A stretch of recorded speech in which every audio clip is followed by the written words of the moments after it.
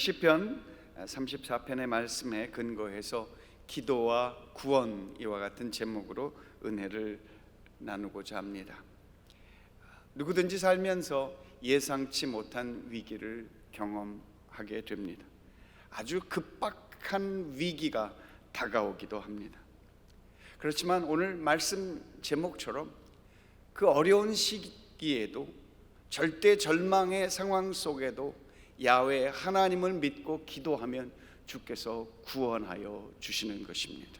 그것이 우리의 믿음이고 우리의 신앙 고백인 것입니다. 하나님께 나아가면 상황이 어떻게 되었든지 하나님께서 우리를 살려주시고 우리의 살 길을 열어주시는 방향으로 분명히 전환되어질 것을 믿는 것입니다. 우리의 삶에 갑작스럽게 다가온 삶의 위기를 어떻게 우리가 벗어나고 그 위기 속에서 어떻게 구원을 얻을 것인가 하는 것을 오늘 말씀을 통해서 살펴보고자 합니다. 첫째로는 하나님 앞에 나아갈 때 구원을 얻게 됩니다. 하나님 앞에 나아가는 것은 곧 하나님 앞에 나아가 기도하는 것입니다. 하나님께 나아가는 자는 그가 계신 것과 그를 찾는 자들에게 상 주시는 이심을 믿어야 한다고 말씀하고 있습니다. 늑대를 피하다가 호랑이 굴로 들어갔다라는 이야기도 우리가 알고 있습니다. 피할수록 더 어려운 상황을 만날 수도 있습니다.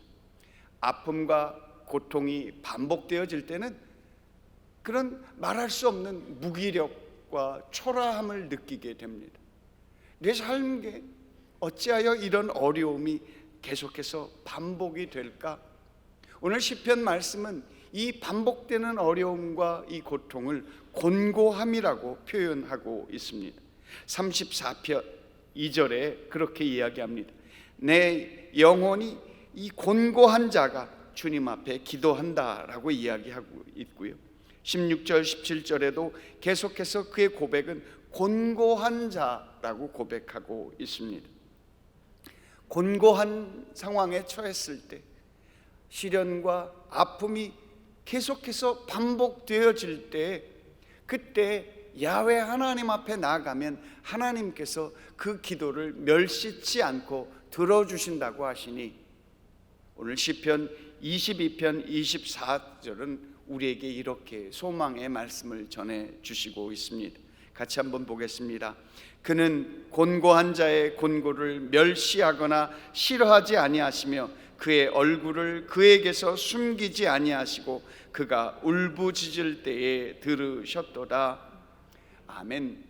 예수님 역시 그 많은 오해와 많은 핍박과 박해 속에서, 심지어는 그 십자가의 죽음 속에서 야훼 하나님 앞에 나아가 하나님 앞에 기도했습니다. 주님께서 그의 사명을 가지고 사역하실 때 그에게 다가왔던 곤고함을 주님 앞에 아뢰더니 야훼 하나님께서 그의 부르짖음을 들으시고 그를 구원하였다고 말씀하고 있습니다. 사울에게 이유도 모르고 쫓겨다니던 다윗은 오늘 그가 전에 죽였던 이 블레셋 왕, 그가 그 골리앗을 죽였던 그 블레셋의 왕 앞에 잡혀와 있게 됩니다. 물론 다윗이 좀 잘나서 그렇게 쫓겨다닐 수도 있겠다 싶은데 뭐 이유가 없을 것이 어디 있겠습니까?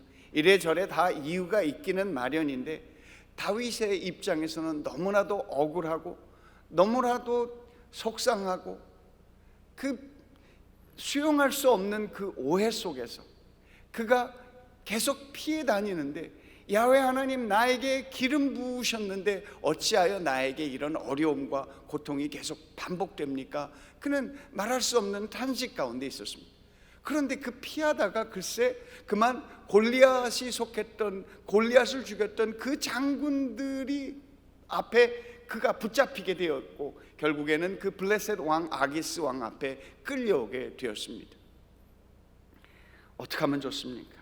이때 다윗이 그 순간 살아나야만 하겠다, 살아야만 하겠다 라는 하나님의 지혜를 얻었는지, 그의 생존 본능이었는지 그 아기스 왕 앞에서 미친 사람 모습을 하게 됩니다. 흉내내기도 쉽지 않습니다. 웬만하게 바보같이, 웬만하게 미친 사람처럼 해야 인정을 받을 터인데, 아기스 왕 미쳤다고 저놈 치우라고 그러는데 그 옆에 있는 장군들은 또 부정할 수도 있을 것입니다. 아닙니다, 저놈이 지금 미친 척하는 것입니다. 그때 다윗의 마음이 얼마나 두근반 세근반 하겠습니까? 하나님, 이번 한번 살려주십시오. 죽음이 바로 목전에 와 있어 죽음의 냄새가 나는 그 위기 속에서 그는 살아나고자 애를 쓰는 것입니다. 그야말로 처절한 상황 속에서 하나님 앞에 구원을 위하여 기도하니 주님께서 그의 기도를 들어주셨습니다. 성경은 아기스 왕이 그를 미친 사람으로 여기고 내쳤다고 했습니다. 그의 눈을 감게 한 것이죠. 선교대회에 나올 때마다 5월, 6월 선교대회 하니 정말 먹을 과일이 별로 없습니다. 요즘은 그래도 뭐 하우스 여기저기 있어서 이런저런 과일들이 나오는데요, 예전에는 진짜 5월이면 개똥참외밖에 없었습니다. 그때는 뭐 당도도 그렇게 많지 않아서 정말 복걸복으로 맛있는 참외 구하기가 그것도 쉽지 않았습니다. 그러던 어느 해 11월에 모임이 있어서 서울로 들어오게 됐습니다. 제 마음이 얼마나 두근반 세근반 뛴지 아십니까? 왜요? 맛있는 과일을 먹을 수 있다. 그래서 들어왔더니 그해 배가 그렇게 맛있었답니다. 배를 먹었는데 한 박스가 앞에 있는데 출발하기 전날 한 박스가 있어서 이거를 어찌하든지 짐에다가 실는데, 짐이요 여러분 20kg, 25kg 싸는데 그거 얼마 안 됩니다. 그래서 그걸 짐을 싸고 이 과일을 짐에다 싸면 또 깨질 수도 있으니까 핸드캐리로 갖고 가겠다고 제 가방에다가 7, 8개를 집어넣습니다. 하나님, 짐은 보내고 이제 핸드캐리로 마지막 검색대에 들어갈 그때 기도했습니다. 하나님, 저 검색대에 있는 분들의 눈을 감게 해 주시옵소서. 하나님 참 무심하셨습니다. 즉각 걸리고 말았습니다. 무게에도 걸리고 숫자에도 걸리고, 그래서 눈물을 머금고 한 10개를 넣었던 것 같습니다. 7개를 떼어내고 3개만 겨우 갖고 들어가는 이 참담한 심정. 근데요, 그 이후로 배가 그렇게 맛있을 수가 없고, 가을만 오면 옛날에 그렇게 맛있게 먹었던 배가 기억나는 나름대로의 은혜가 있었습니다. 다윗은 기도를 많이 했던 사람 같습니다. 아니면 그의 삶의 위기에 처해서 하나님 앞에 기도가 그렇게 절실했는지 하나님은 다윗의 기도를 들어주셨습니다. 몇몇 권사님들이 교회에 와서 예배드리고 갈 때 우리 성전 바깥을 나가는 그 계단과 내려가는 길이 조금 경사가 있고 울퉁불퉁해서 이렇게 발을 잘못 디디면 넘어지기가 일수입니다. 몇 분 권사님들이 넘어졌다는 이야기를 들었습니다. 여러분, 지나가다가 넘어지면은요, 아픈 거는 둘째치고 너무 창피해 갖고 아닌 척하고 가는데 집에 가면 멍들어 있고 얼마나 아픈지 모릅니다. 그리고 마음이 얼마나 속상한지 모릅니다. 교구장한테 전화라도 좀 주시면 좋겠는데 교구장은 영적으로 알아들어야만 합니다. 그러니 혼자 그것을 갖고 계시니 참 아프고, 근데 다시 만나면 아이고 목사님 괜찮아요, 안 아파요, 다 낫어요, 그렇게 얘기하시는 거예요. 어느 권사님은 전철을 타시다가 글쎄 어느 분한테 밀려갖고 그 옆에 있는 쇳덩어리 손잡이에 꽝 찍어갖고 피가 이렇게 나시는 것을 가지고 교회에 오셨어요. 그래갖고 그 이마를 요즘 누구처럼 하고 불어드렸습니다. 그랬더니 권사님의 마음의 위로를 받고 목사님 다 낫어요, 그렇게 얘기하시는 것입니다. 신앙의 성숙함을 보게 됩니다. 우리가 살면서 예상치 못하게 넘어지고 자빠지는 경우가 많이 있습니다. 부딪히기도 합니다. 때로는 부끄럽고 무기력하게 그렇게 삶의 어려움 가운데 시달리고 치받치는 경우도 많이 있을 것입니다. 누가 내 어려움 알까 싶어서 속상해지기도 하고, 어떤 분은 이 부딪히고 넘어지는 일들이 암으로도 다가옵니다. 예상치 않게 검사했더니 글쎄 암이래. 누가 조직 검사 한번 하자고 그러면 그렇게 가슴이 두근반세근반합니다. 어떤 분은 그렇게 뇌경색이 와서 그렇게 졸지에 어려움을 경험하게 됩니다. 예상치 못했던 삶의 어려움은 그렇게 우리의 삶을 힘들게 하고 어렵게 합니다. 오늘 아기스 왕 앞에서 하나님 앞에 기도했던 다윗, 주님께서 하나님 앞에 나아가 기도하는 자를 주께서 멸시치 아니하고 그의 기도를 들어 응답해 주신다고 하시는 그 은혜를 힘입어 아기스 왕 앞에서 무사히 벗어날 수 있게 되었습니다. 하나님 앞에 나아가 기도할 때 주님께서 들어주시면 우리의 삶에 말할 수 없는 기쁨과 감사가 나타나게 되어지는 것입니다. 오늘 본문 34장 2절에 보면 이렇게 노래합니다. 내 영혼이 야훼를 자랑하리니 곤고한 자들이 이를 듣고 기뻐하리로다. 삶에 부딪히고 어렵지만 그 위기 속에서 하나님이 도와주시도록 때를 따라 돕는 은혜를 주셔서 나를 살려주시고 건져주시고 내 앞에 살 길이 열려지게 하시고 열려진 그 길을 보게 하셔서 걷게 하여 주옵소서. 그 하나님의 응답이 우리 가운데 다가왔을 때 우리의 삶은 하나님을 자랑하고 하나님을 기뻐할 수 있게 되어지는 것입니다. 그래서 우리가 모일 때마다 기도하는 것입니다. 이 성전에 와서 야훼 하나님 앞에 기도하면 주께서 들으시고 응답하십니다. 그 말씀을 붙잡고 기도하는 것이죠. 지난 금요일 많은 성도님들 와서 기도했습니다. 얼마나 뜨겁게들 기도하시는지 모릅니다. 요즘 당회장님께서도 하나님 목사님도 금요일은 성령 충만의 시간으로 삼아 기도하십니다. 같이 기도하니 하나님께서 이 성전에서 드리는 그 기도를 들으시고 응답하여 주실 것을 믿습니다. 예상치 못했던 그 위기 속에서 절대 절망, 절대 위기의 상황 속에서도 감사할 수 있는 것은 하나님께서 내 기도를 들어주실 것이다. 내 소원을 주님께서 기억하실 것이다. 하나님이 나를 그 위기 속에서 건져 주실 것을 믿기에 그 믿음으로 감사할 수 있는 것입니다. 예상치 못했던 어려움과 위기 속에서 기도함으로 하나님의 구원을 경험할 수 있음을 믿습니다. 그러니 그렇게 하나님의 은혜를 경험하면 야훼 하나님을 자랑하게 되어지는 줄 믿습니다. 우리 성도님들이 가정에서 모여서 또는 친구들끼리 모여서 우리 교우들끼리 모여서 야훼 하나님을 자랑하실 수 있는 성도님들 다 되시기를 소망합니다. 모여서 이런저런 이야기하지 말고 야훼 하나님께서 내 기도를 들어주시고 우리 성전에서 기도했더니 하나님이 내게 살 길을 열어주셨다. 나를 건져주시고 구원해주시고 살려주셨다. 야훼 하나님을 자랑하는 저와 여러분 되시기를 주의 이름으로 축원합니다. 두 번째로 하나님의 구원을 얻는 길은 상한 마음으로 통회하며 기도할 때 구원해 주신다고 말씀하고 있습니다. 어떻게 기도해요? 상한 마음으로 통회하며 기도할 때 주께서 들어주신다고 하십니다. 요즘 한국 사회는 시끌시끌 와글와글 시끌벅적 법석 네 탓 내 탓 네가 잘못했다 너가 잘못했다 하며 양분된 모습으로 가고 있습니다.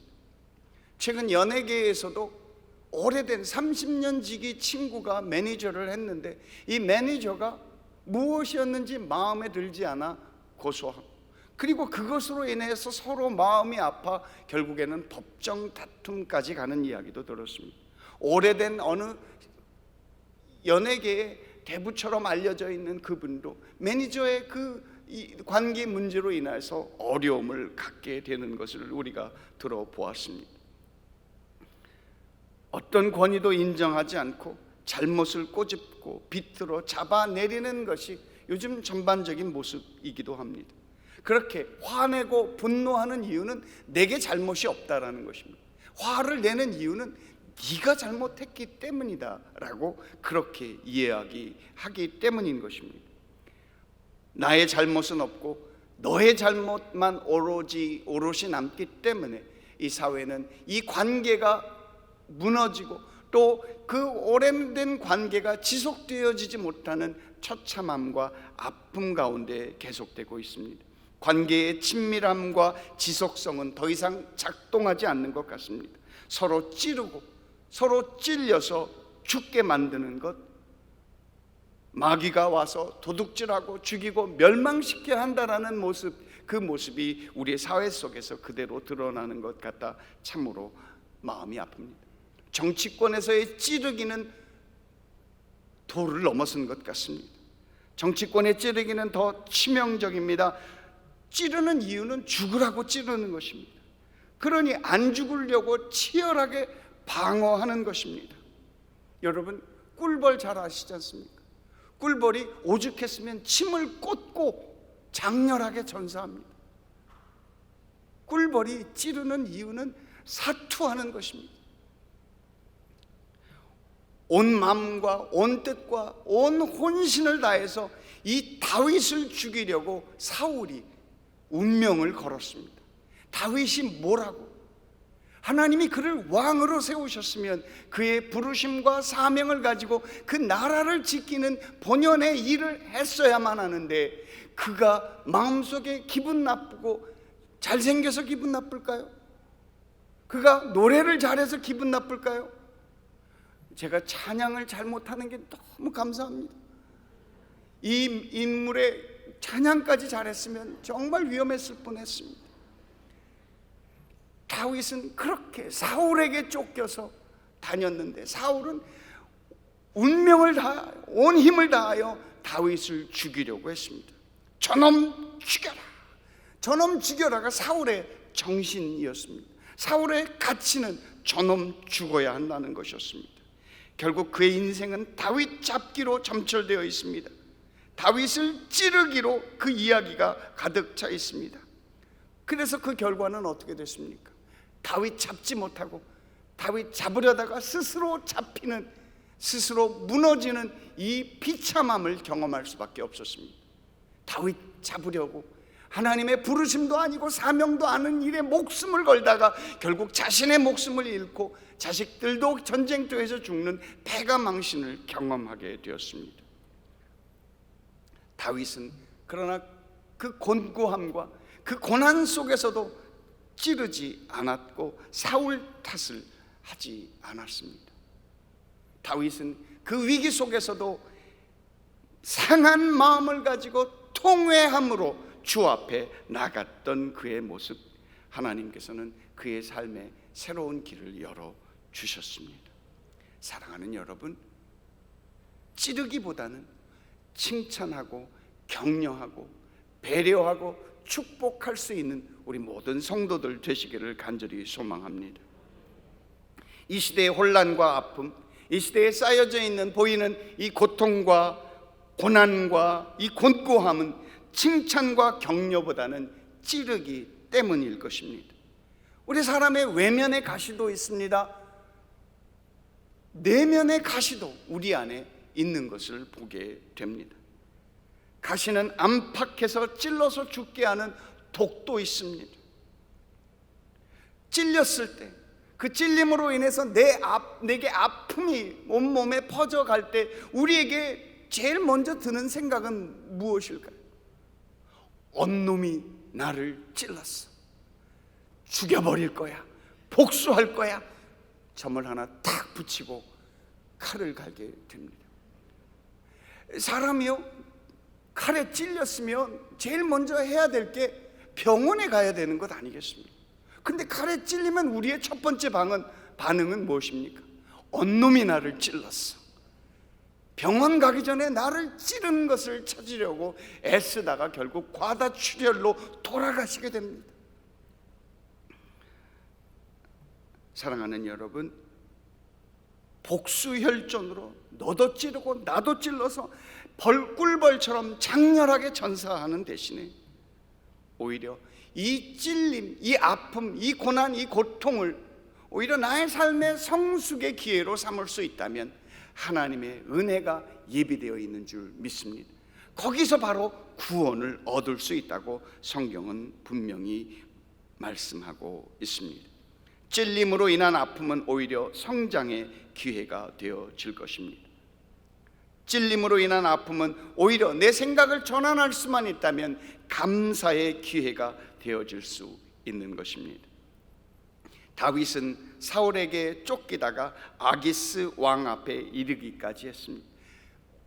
그런 거 생각하면 다윗은 사울을 향하여 복수할 만한 분명한 기회가 많았다고 생각합니다. 너무너무 당연하게 정당화할 수 있는 이유가 있었습니다. 너 때문에 내가 쫓기다가 아무 근거 없이 이유 없이 그저 잘생기고 노래 잘하고 많은 사람들 앞에서 이름이 불렸다라는 그 사실만으로 그를 죽이려고 했고, 그 피하다가 오늘 아기스 왕 앞에까지 와서 내가 이렇게 미친 척하면서 침 흘리며 죽다가 살아났어. 내가 복수할 거야. 그는 그렇게 칼을 갈지 않았다라는 사실을 주목하게 됩니다. 오히려 이 위기 속에서 하나님께 나아가 은혜를 구하는 그의 모습, 오히려 상한 마음으로 통회하며 하나님께 나아가 기도했을 때 이 어려움, 이 위기, 이 고난은 그의 성숙의 기회가 되었던 것을 보게 됩니다. 오늘 본문 18절은 우리에게 이렇게 말씀하고 있습니다. 야훼는 마음이 상한 자를 가까이 하시고 충심으로 통회하는 자를 구원하시는도다. 할렐루야. 다윗은 훗날 사울을 찔러 죽일 수 있는 완벽한 기회를 얻게 됩니다. 동굴 안에 숨어 있는데 글쎄 사울이 와서 거기서 변을 보고 있었습니다. 그때 바로 그 등 뒤에 다윗이 숨을 죽이고 있었던 그때 칼을 꽂기만 하면 되었음에도 불구하고 다윗은 건들지 않았습니다. 그렇게 두 차례 사울을 처리할 수 있는 완벽한 기회가 주어졌음에도 불구하고 그의 신앙의 정신, 그의 신앙의 고백은 야훼 하나님께 나가는 것이었습니다. 그는 분명한 역사의식이 있었습니다. 내 인생을 주관하시는 분이 야훼 하나님이시다. 사람의 어떠함에 내 인생이 휘둘리지 않는다는 분명한 확신을 갖고 있었기에 그는 복수 대신에 은혜를 선택하게 되었습니다. 사랑하는 여러분, 누군가 나를 찔러 아프게 했다면 오히려 그것이 내 구원의 기회가 되어지는 줄 믿습니다. 내가 아프다면, 내가 고난과 어려움으로 점철되어 하나님 이 어찌 이런 곤고함이 내게 쌓입니까? 라고 그렇게 애통해하는 그때 내 신앙의 성장과 내 인격의 성숙의 기회가 되어지는 아름다운 기회가 되는 줄 믿습니다. 아멘으로 동의하시기가 참으로 어려운 것 압니다만 오늘 성경은 우리에게 그것을 분명하게 이야기하고 있습니다. 찌르기보다는 칭찬과 격려가 내가 구원받고 살 길이다. 찌르고 너도 죽고 나도 죽는, 함께 죽는 장렬한 전사보다는 사랑과 용서가 우리를 살리고 그도 살리는 하나님의 기회가 됨을 믿습니다. 그것이 바로 이해하고 수용하는 것입니다. 상한 마음으로 통회하는 심정에 하나님의 구원이 있는 줄 믿습니다. 실제적으로 사랑과 용서는 어쩌면 우리의 언어는 아닌지도 모르겠습니다. 우리 주님이 사랑하시고 용서하실 수 있지만 그 사랑과 용서는 내 것이 되기는 참으로 어렵습니다. 우리가 할 수 있는 일, 사랑하고 용서 못하고 하나님께 맡기는 것입니다. 그러니 애통하는 심정이 되는 것입니다. 그러니 상한 심령이 되는 것입니다. 주님, 어찌하여 나를 이렇게 버려두십니까? 어찌하여 이 곤고를 지나가게 하십니까? 사랑 난 못해. 가요 같기는 합니다만 사랑 난 못해. 용서 난 못해. 하나님, 그렇지만 그 하나님의 사랑 내게 주시면, 혹시 주님이 하시면 그 사랑, 주님이 하시면 그 용서 감당하겠습니다. 애통하는 심정으로, 상한 심정으로 주님 앞에 나아갈 때 주께서 우리를 구원하여 주실 줄 믿습니다. 셋째로, 우리의 구원의 길은 애통하며 낮아지는 그때의 구원이 있음을 믿습니다. 애통하며 낮아지고 애통하는 모습이 되어지는 것, 오늘 성경은 그들을 의인이라고 부르고 있습니다. 하나님이 의인을 고난에서 건져 주시는 것입니다. 본문 19절 말씀, 이렇게 우리에게 말씀하고 있습니다. 의인은 고난이 많으나 야훼께서 그의 모든 고난에서 건지시는도다. 할렐루야. 의인은 고난이 많다고 했습니다. 15절에도 야훼의 눈은 의인을 향하시고 그의 귀는 그의 부르짖음에 기울이신다 하셨습니다. 17절도 그렇게 얘기하십니다. 의인이 부르짖음에 야훼께서 들으시고 그들의 모든 환난에서 건져 주신다고 말씀하십니다. 구원이 어떻게 얻을 수 있을까요? 낮아지는 것입니다. 의인은 애통하는 사람인 것입니다. 긍휼히 여기는 사람인 것입니다. 애통하고 낮아지고 긍휼히 여길 때 주님께서 우리를 의인으로 삼아 주시는 것입니다. 하나님을 믿고 의지하는 것, 그것이 하나님의 의인이 되어지는 것입니다. 내게 믿음이 있어서 의인이 되어지는 것 아니고, 내게 사랑이 풍성해서 의인이 되는 것 아니고, 내게 용서가 있어 의인이 되어지는 것이 아니라, 하나님 앞에 이 사랑을 올려드리고 하나님 앞에 이 용서를 올려드리고 하나님께 은혜를 구하는 그 낮아지고 애통하는 심정 위에 긍휼히 여기는 마음을 주님께서 긍휼히 여겨주시고 의인을 삼아 주시는 것입니다. 의인은 하나님을 의지하는 사람인 것입니다. 사랑하는 여러분, 마태복음은 이렇게 말씀하고 있습니다. 예수님께서 제자들을 향한 그의 첫 번째 메시지, 누가 이 구원의 축복을 얻을 수 있을까? 성경 마태복음 5장 3절에서 7절 말씀 같이 읽어봅니다. 심령이 가난한 자는 복이 있나니 천국이 그들의 것이며, 애통하는 자는 복이 있나니 그들이 위로를 받을 것이며, 온유한 자는 복이 있나니 그들이 땅을 기업으로 받을 것이며, 의에 줄이고 목마른 자는 복이 있나니 그들이 배부를 것이며, 긍휼히 여기는 자는 복이 있나니 그들이 긍휼히 여김을 받을 것이며. 하나님 나라의 일은 전혀 이 세상의 내용, 이 세상의 그 모습과 그 반대의 것임을 우리에게 말씀해 주고 있습니다. 예수님의 십자가의 고난이 그를 곤고하게 만들었지만, 하나님께서 그의 생명이 되어 예수 그리스도를 의인으로 높여 주셨던 것이었습니다. 그것이 바로 은혜인 것입니다. 아무것도 아닌 자지만 하나님을 바라고 하나님의 도우심과 하나님의 건져주심, 하나님이 채워주시고 인도하심을 바라는 심령이 되기에, 그것이 하나님이 우리를 의인으로 삼는 길인 줄 믿습니다. 사람은 누구나 한꺼풀 벗기면, 한꺼풀을 벗으면 그런 고난과 어려움과 곤고함이 다 있는 자들이라 생각됩니다. 겉으로는 평안해도 그 안에 들어가 보면 아들의 문제, 딸의 문제, 재산의 문제, 건강의 어려움이 누구나 할 것 없이 한두 사람 다 있는 것이 우리의 사정입니다. 부끄러움이 있습니다. 외로움이 있습니다. 죄책감이 있습니다. 여러분, 산에 혼자 가지 마십시오. 밥도 혼자 드시지 마시고, 되도록이면 같이 먹고 같이 즐기고 같이 시간을 지낼 때 우리의 삶의 어려움을 넘어설 수 있는 것입니다.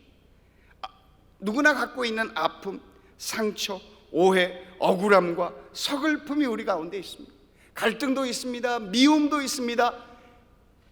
솔직히 죽여버릴 거예요 하는 증오도 우리의 마음속에 있는 것도 사실입니다.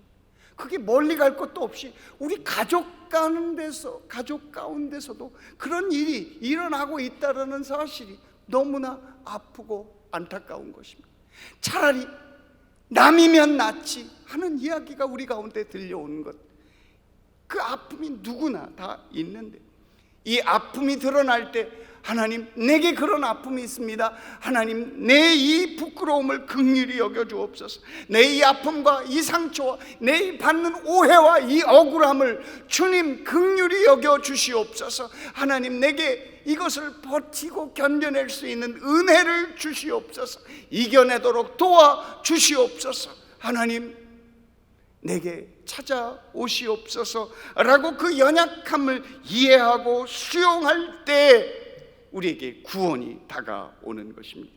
그 연약함과 그 부끄러움을, 그 외로움과 그 죄책감을 수용할 때 하나님께서 우리에게 의인 삼아 주시고 나를 믿고 의지하고 내게 그것을 맡기고 수고하고 무거운 짐을 내게 맡기니 내가 너에게 하나님의 의로 채워 주신다 라고 말씀하시는 것, 그 은혜가 바로 구원인 줄 믿습니다. 나의 부족함을 인정하고 하나님의 도우심을 구하면 하나님의 위로를 받게 되는 것입니다. 반대로 그런 연약함과 그런 부끄러움이 드러났음에도 불구하고 아닌 척하고 그것을 모른 척하고 그것을 덮고 그 은혜를 얻는 길을 찾지 않고 구하지 않는다면 우리는 바리새인처럼 이중인격자가 될 수밖에 없다라는 사실을 주목해야만 합니다. 그러니 하나님의 은혜가 없으니 당연히 찌르고 또 찌르고 네가 나를 아프게 했으니 너 죽고 나 죽자, 변화하기보다는 장렬한 전사를 선택하는 우리의 어리석은 모습을 보아야만 하는 것입니다. 오늘 드린 찬송가가 오늘 우리의 이야기를 이렇게 말해주고 있습니다. 나 주의 도움 받고자 주 예수님께 빕니다. 그 구원 허락하시사 날 받아주소서. 내 모습 이래로 주 받아주소서. 날 위해 돌아가신 주 날 받아주소서. 살면서 여러 위기를 겪을 때 하나님의 은혜를 입으시기를 간절히 소망합니다. 그 은혜를 거부하지 않고 그 은혜를 거부하여 찌르고 또 찔림으로 장렬하게 전사하지 않으시기를 소망합니다. 아무리 어려워도 살 길이 있습니다. 하나님이 고난 가운데 있는 자들을 구원하시고 곤고한 자, 마음이 상한 자들을 구원하신다고 말씀합니다. 모든 환난, 어떠한 어려움 가운데 있다 할지라도 건져주시는 하나님의 은혜를 믿으시기를 바랍니다. 곤고한 자가 하나님께 믿음으로 나아가 기도하고 간구하면 반드시 구원해 주시고 건져 주실 것을 믿습니다.